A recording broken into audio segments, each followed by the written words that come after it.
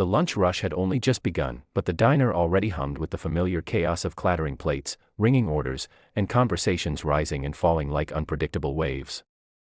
Mia wove between the tables with the ease of someone who had learned long ago to keep her balance even when life didn't make it easy.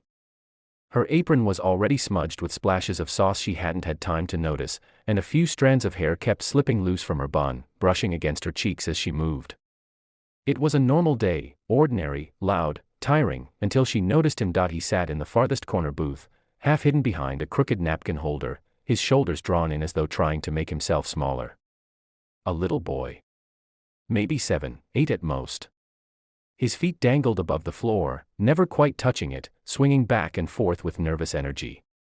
His jacket was a size too big, sleeves covering half his hands, and though the fabric looked expensive in quality, it was worn around the edges, the color slightly faded as if it had been his favorite for a long time.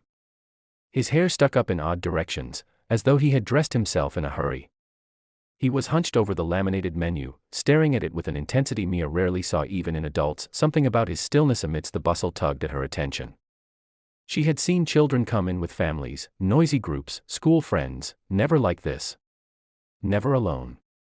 Never with that quiet kind of fear in their eyes. Mia took a breath and approached him, forcing a smile she hoped would ease whatever worry had built up inside him.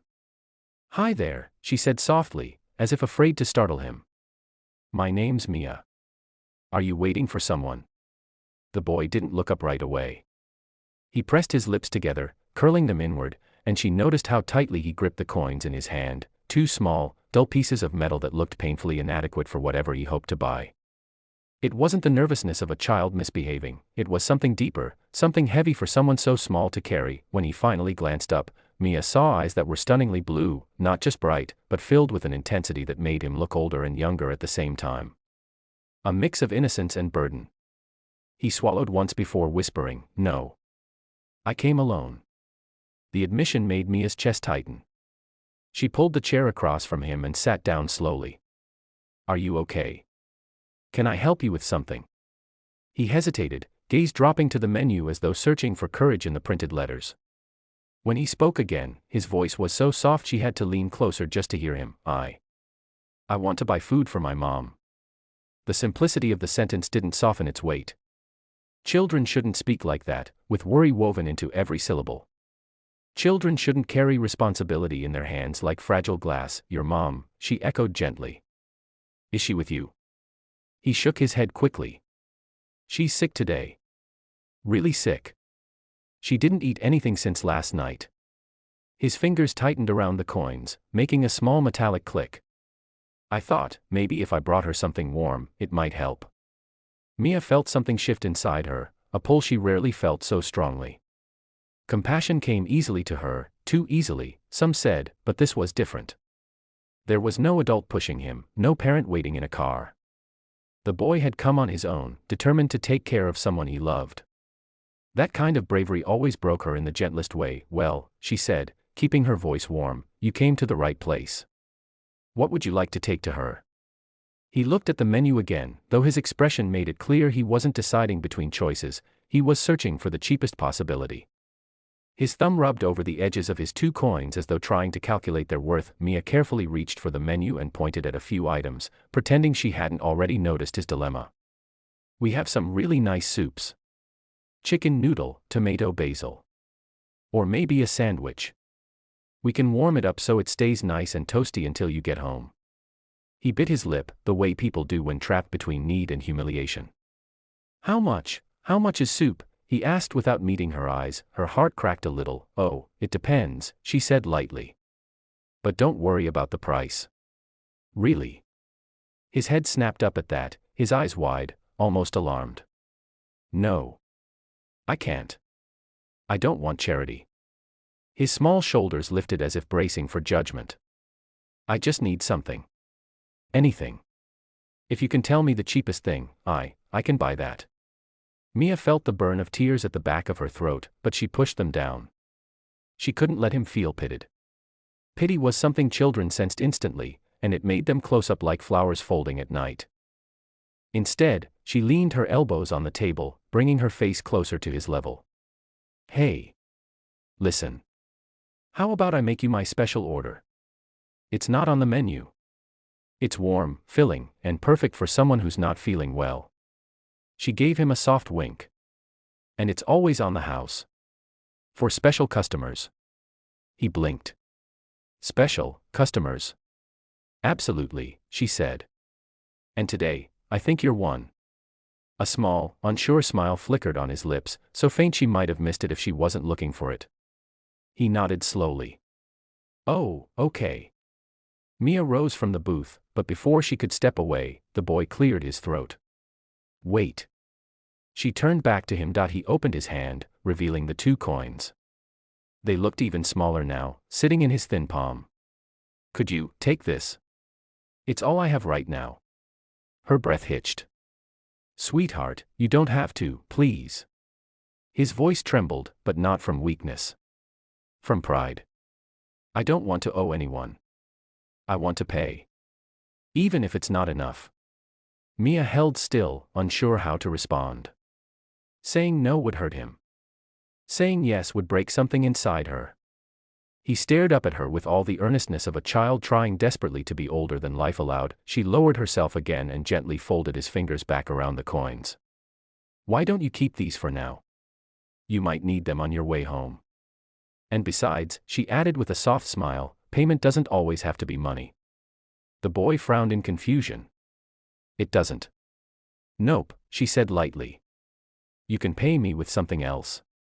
What? He asked in awe, as though she had just offered him a secret, a promise. His lips parted slightly. A promise. Yes. Promise me that you'll take the food to your mom, and make sure she eats it. That's more than enough. He stared at her for a long moment. The diner noises seemed to fade as though the world wanted to hold this moment carefully. Then, with surprising seriousness, he nodded, but something else brewed behind his eyes, a hesitation, a thought he was gathering the courage to speak. He lifted his gaze, looked straight into hers, and said in a voice so earnest it felt like a ribbon tying itself around her heart, I don't have enough money today, but I promise I'll pay you when I grow up. The diner around her blurred for a second. It wasn't just the words, it was the way he said them, with a sincerity only children are brave enough to give. He believed in his promise. He believed in the value of keeping it. Mia swallowed hard, forcing down the wave of emotion rising in her chest. She reached out and brushed a strand of hair from his forehead, a gesture she hadn't fully planned. I believe you, she whispered. And I'll wait. His face lit up, not brightly, not dramatically, just gently. A quiet glow, like someone who had been given not just help, but dignity. Mia stood, holding tightly to her composure, and walked toward the kitchen. But the moment she pushed through the doors, she paused and leaned against the counter, letting out a breath she hadn't realized she'd been holding.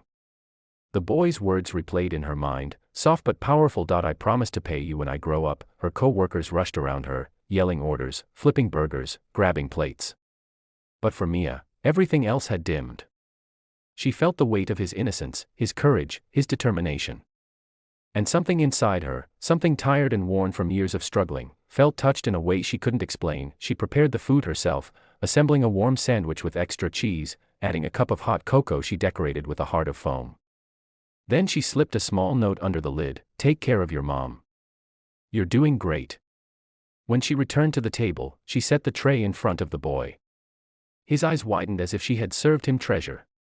He touched the container gently, reverently. Thank you, he whispered. You're welcome, she whispered back. He stood, clutching the food tightly to his chest, and gave her one last look, an expression full of gratitude, innocence, and something deeper she couldn't yet name. Then he hurried to the door, pushed it open with both hands, and disappeared into the cold afternoon. Mia watched him go, unaware that this quiet moment, this small act of kindness shared between a tired waitress and a determined little boy, was the beginning of something far bigger than either of them could ever imagine. The diner had settled back into its rhythm after the boy left, but something in the air felt different to Mia. She couldn't explain it, not even to herself. It wasn't as though anything dramatic had happened. Customers still laughed, forks still clinked against plates, conversations still rose and fell with the familiar uneven hum. Yet the memory of the boy lingered like a soft echo in her mind. She found herself glancing at the door more often than usual.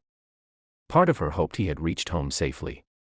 Part of her wondered if he would ever return just to say his mother had eaten, that she felt better, that everything was okay. And another part of her, quiet, faint, but persistent, felt the weight of his promise. A promise she had accepted with a warmth she hadn't felt in years. Mia shook her head, reminding herself to focus. She had customers waiting, tables to clear, orders piling up. The diner wasn't going to serve itself just because her heart had attached itself to a moment that lasted only minutes. She grabbed a tray, wiped her hands on her apron, and approached the next table, forcing her mind back into routine. Yet the boy's face, a mixture of determination and fear, wouldn't leave her thoughts. How many children would sneak out alone just to buy food for a sick mother? How many would cling to pride even when they had nothing to offer? She had no idea who he was or what kind of life he came from.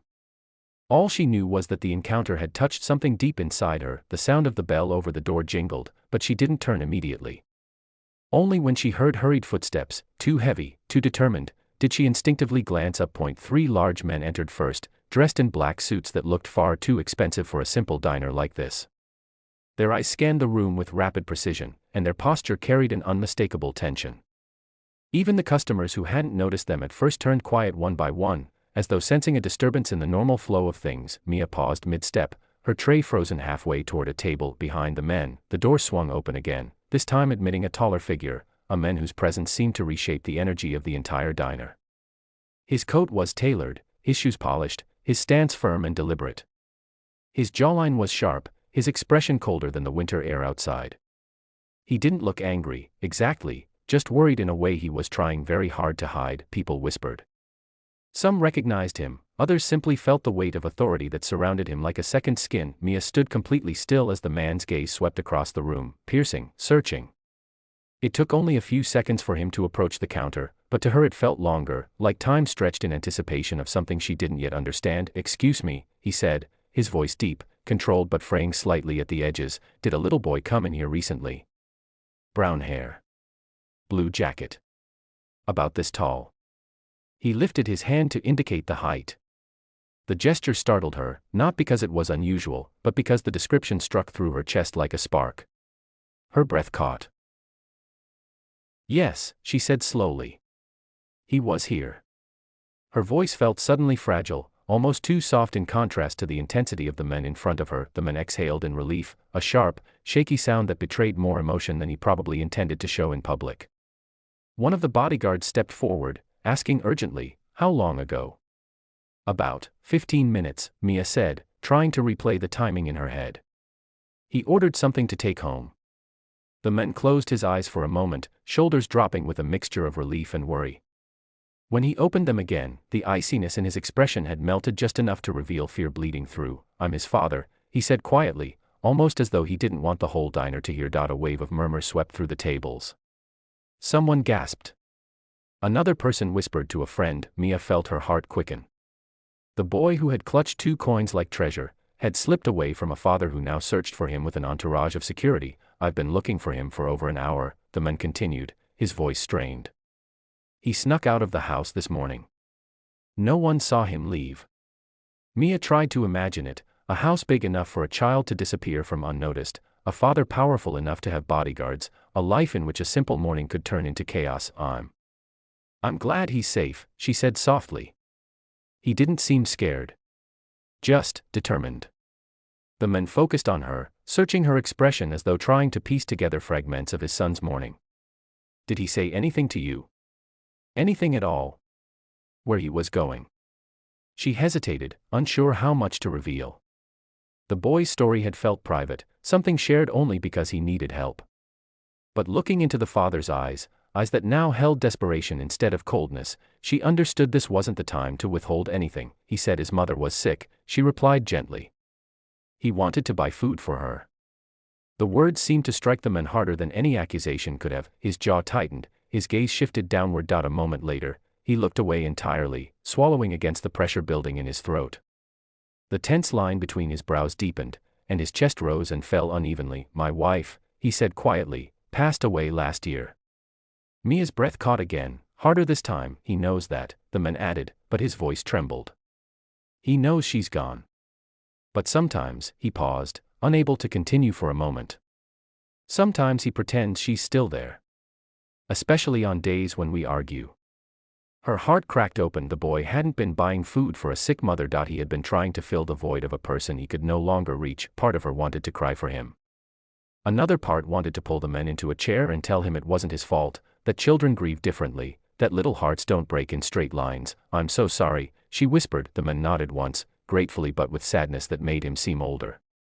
"We had a disagreement this morning. He wanted to do something alone, something he wasn't ready for. I told him no.